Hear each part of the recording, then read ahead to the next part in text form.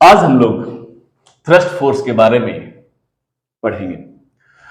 Thrust force कुछ नहीं है, नॉर्मल फोर्स ही है। जैसे सपोज कोई पार्टिकल है जिसका मास m है, इस पे हम कोई फोर्स लगाते हैं। So F is equal to mass into acceleration. इसको लिख सकते हैं m into dv upon dt भी। एक्सटर्नल एजेंट है, एक कोई एक्सटर्नल एजेंट इस पे फोर्स इतना लगा रहा है।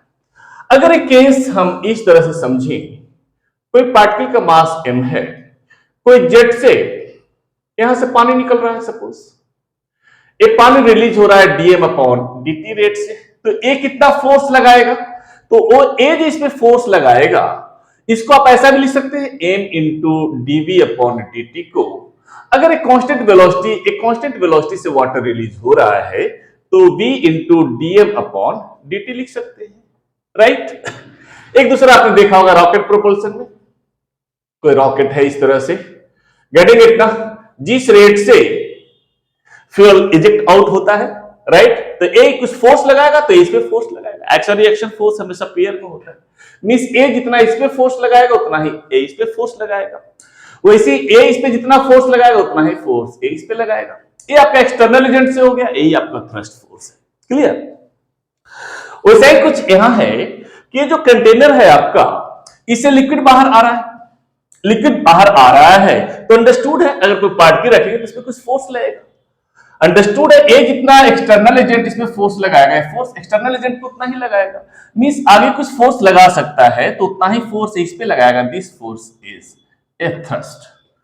तो F thrust is equal to लिख सकते हैं आप, F thrust is equal to M into DB upon D, वहां V into DM upon dt, sorry V into DM upon dt। और मास को आप जानते ही हैं, मास इज इक्वल टू होता है rho A L, density into volume. तो यहां आप इसे लिख सकते हैं v into DM upon dt। कितना हो गया, ये आपका होगा लिक्विड का डेंसिटी, सपोज रो है, ये एरिया ऑफ क्रॉस सेक्शन है ऑरिफिस का, तो ऑरिफिस से जो वाटर निकलेगा उसका आपका ये हो गया कितना, रो ए इंटू सपोज एल कोई है और टाइम टी से अगर करें तो रो ए बी आ जाएगा। v इज गिवन, इतना वेलोसिटी से निकल रहा है। ए वेलोसिटी आप जानते हैं टॉरिसेलिस थ्योरम से, या फिर वेलोसिटी ऑफ रिफ्लक्स में देखा होगा कि कोई कंटेनर में लिक्विड है तो कितना वेलोसिटी से बाहर आएगा। So that is F thrust. So F thrust is rho A V square. This is the thrust force, means ए जितना फोर्स आगे लगाएगा उतना ही इस कंटेनर पे लगाएगा। तो कंटेनर में एक्सेलरेशन होगा, सपोज एक्सेलरेशन हम एफ मान लिए, यहां ए नहीं मान रहा क्योंकि कैपिटल ए को एरिया ऑफ क्रॉस सेक्शन में मान लिया हूं और स्मॉल ए को area of cross section of orifice मान लिए हैं। क्लियर। तो इसमें कुछ एक्सेलरेशन होगा, तो acceleration of container, acceleration of container आप लिख सकते हैं F thrust is equal to mass into acceleration.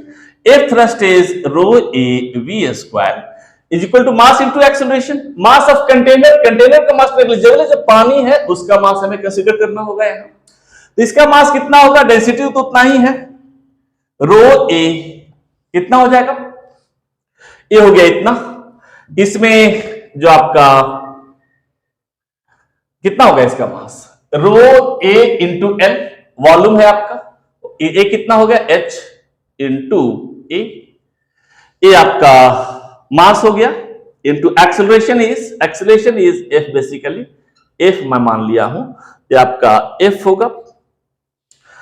तो यहां लिख सकते हैं आप rho into A into V is equal to twice G H under root, so V square is equal to twice G H is equal to rho A H into F. यहां से आप चाहें तो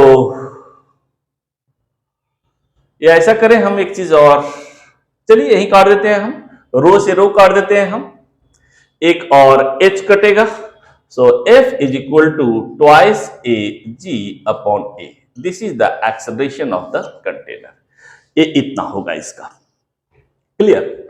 इस पे हम एक क्वेश्चन कर लेते हैं, एक क्वेश्चन लिखते हैं हम, कोई पहले फिगर बनाता हूं मैं, सपोज कोई पाइप है,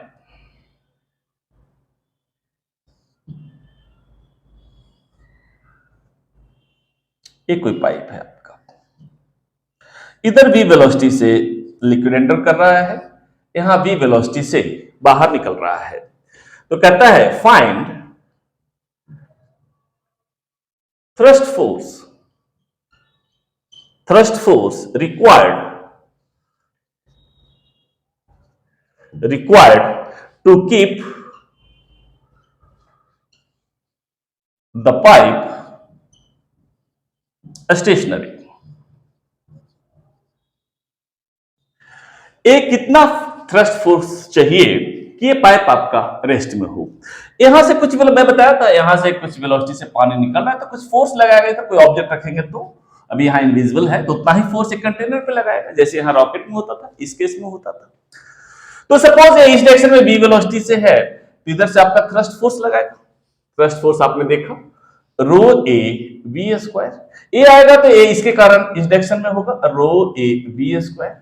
अगर कोई एक्सटर्नल एजेंट कोई फोर्स नहीं लगाता है तो रिजल्टेंट फोर्स इस डायरेक्शन में होगा। ये दोनों को निकाले अगर तो √2 रो ए वी स्क्वायर होगा। मींस अगर यहां से पाइप से पानी देते हैं और यहां से निकल रहा है तो नेट इस डायरेक्शन में फोर्स लगेगा। अगर कोई एक्सटर्नल एजेंट नहीं हो तो पाइप ऐसे मूव करेगा। इसको रेस्ट में रखने के लिए उतना ही फोर्स इधर लगाना पड़ेगा। दैट इज ये दोनों फोर्स बैलेंस होना चाहिए। So F is equal to √2 rho A V square. This is the answer. ठीक।